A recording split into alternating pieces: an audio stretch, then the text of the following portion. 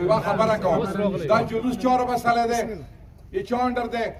انجمن ای چه اندر ده مشرانو ای چه اندر ده امینی سیکرٹری تقریر وکو دا ام بی ای والا سیکرٹری تقریر وکو دا قوم ساره دوسته نه ده کړي دا طریقو دین در قوم ساره شته نه ده مشره تو نه تختی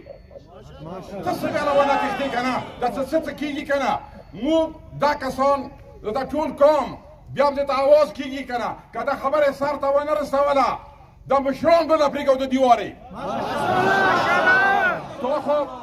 تو خو ماته بکسای پورې لاړې تو خو پکې نه ویا شو انداق مشر ته نه باج کړی دی بېله حکومت دې تره زوره ما لګوه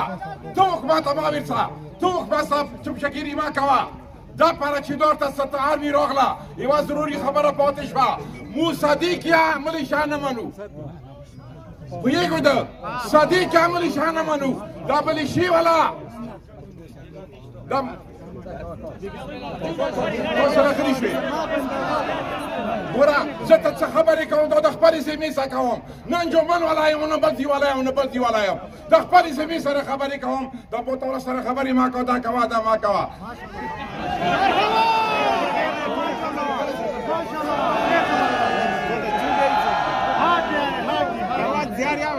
تیار اوسه ډېرې خبرې دي کور کمانډر صاحب راغلی و یو سړي نیمه ګنټه خبرې وکړي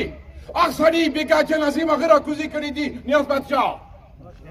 په کار دی چې نیمې ګنټې کې نه نیاز بادشاه ونیسي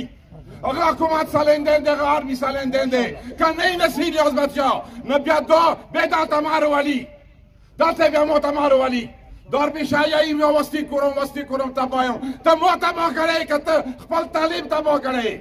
ته خپل خدای ویلی ته امام مولا ویلی ته د علي دښمن یې ته د حسین دښمن یې ته مغوی ویلی ته بونی ویلی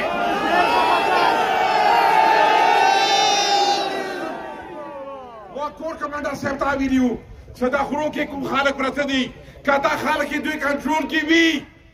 که دا ملیشي والا وي عربي وي دوی کنټرول کې وي ده خو که دوی کنټرول کې نه وي اوس سبا داسې واقعه پېښه شي بیا ته څه کوې که پیوانه درې دا طالب حمله وکړي شرپسند طالب وکړي زیړانه طالب درې حمله وکړي زمینات واخله حکومت له دغه نیاز بادشاه ویله دغه کور کمانډر میټینګ چې خلکو نه هتیار واخلئ همدې دپاره خبره کوله چې ما نه هتیار واخلي ما څه خو کلاشین کوم له سوا هتیار شته نه دی ایتان دا مطلب دی چې ته بیا به حمله کوي دا به ته ارمان پاتې شي او بګل معدن کنزه پاتې دی یورې بیا یم د خپلو مشرانو ته بیا د مشرانو ته یم څه ډېرې جذباتي تقریرونه مو اورېدلي دي مو با کړي یا څه به کړي دا تحریکونه مخکې اچلېدلي دي څه سر ته یې ونه رسوي دا مشران به له پرېږدو وسلام